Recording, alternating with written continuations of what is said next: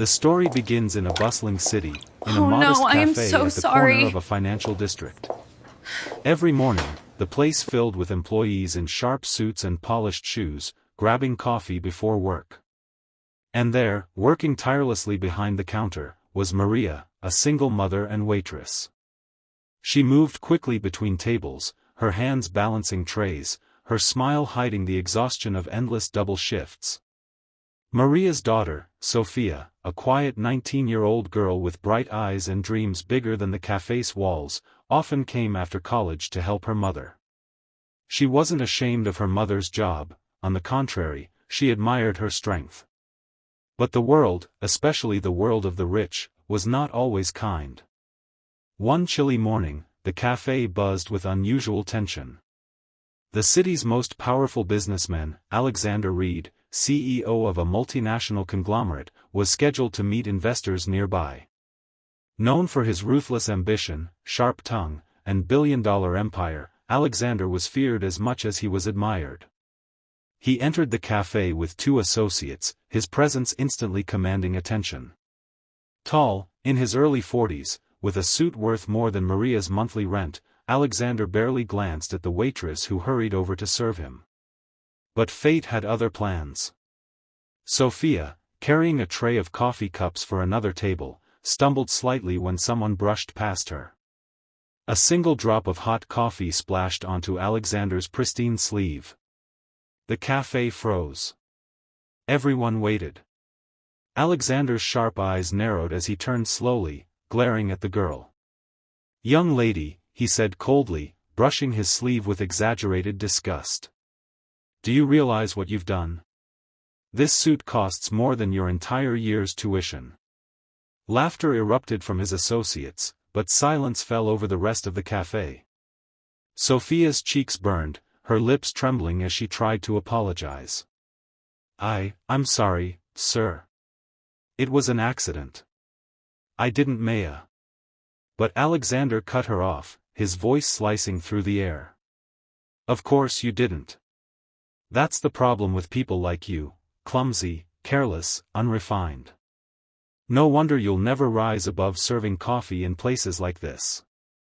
Look at you. Probably the waitress' daughter."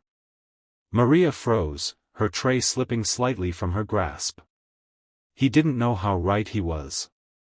He didn't know who Sophia really was. Sophia lowered her gaze, the sting of humiliation cutting deep. Yet, instead of anger, she felt something else, a quiet strength, reminder of her mother's words: "Dignity is not in what people say to you, but how you choose to respond." With steady eyes, Sophia whispered, "Maybe you're right, sir. I am the waitress' daughter. But that doesn't make me less human than you." Alexander smirked dismissively and turned away, as though she were invisible. What Alexander didn't know was that just 2 weeks earlier, he had been negotiating the biggest deal of his career, a $950 million merger with a global investment group. The group's chairwoman was known for her mystery, rarely appearing in public, but her reputation commanded fear and respect in the financial world. This deal was to seal his empire's dominance, his ultimate victory. Days passed, and Alexander forgot the incident at the cafe. But then, the unexpected happened. He was summoned to a private meeting at a luxury hotel to finalize the contract. Cameras flashed as the chairwoman finally made her appearance. She walked gracefully, a woman in her late 40s, elegant yet approachable, carrying an aura of wisdom and quiet power. Alexander extended his hand confidently, until he saw who was walking in right behind her. It was Sophia. His jaw tightened, confusion flashing across his face. She wasn't in her modest clothes now. She wore a simple yet elegant dress, her posture poised, her presence magnetic. The chairwoman smiled warmly.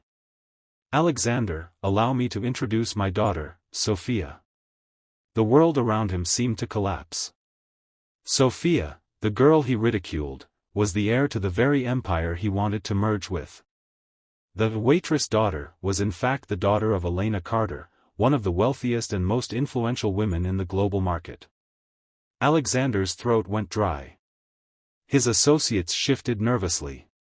He tried to recover, forcing a smile.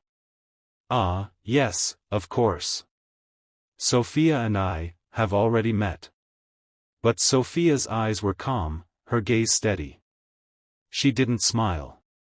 Elena, sharp and intuitive, caught the tension. "Is that so? Interesting. Because my daughter tells me a very different story." Silence filled the room. Sophia spoke gently, but her words cut deeper than any boardroom attack. "Mr. Reed once told me I'd never rise above serving coffee. He ridiculed me without knowing who I was. But what he doesn't understand is that being a waitress daughter is my pride. My mother worked harder than anyone to give me a future. And I'd rather inherit her dignity than inherit millions without kindness." Alexander's face paled. The investors shifted uncomfortably. Elena's expression hardened. "Mr. Reed," she said firmly, "our family does business not just with smart minds, but with good hearts. If you cannot respect people regardless of their background, then you don't deserve to be our partner." And with that, she closed the file in front of her. "The deal is off." Alexander's empire trembled. $950 million, gone in an instant. His arrogance had cost him everything. As for Sophia, she didn't gloat, didn't smile at his downfall. Instead, she walked out with her mother, holding Maria's hand proudly. In the end, the story wasn't about wealth, power, or deals. It was about respect. About the truth that no amount of money can buy humanity, and no position can make someone better than another. And so, if this story touched your heart, remember this: never underestimate anyone, because you never know who they truly are, or who they may become. Make sure to like this video, share it with someone who needs the reminder, and subscribe to our channel for more inspiring stories. Because at the end of the day, respect costs nothing, but it is worth everything.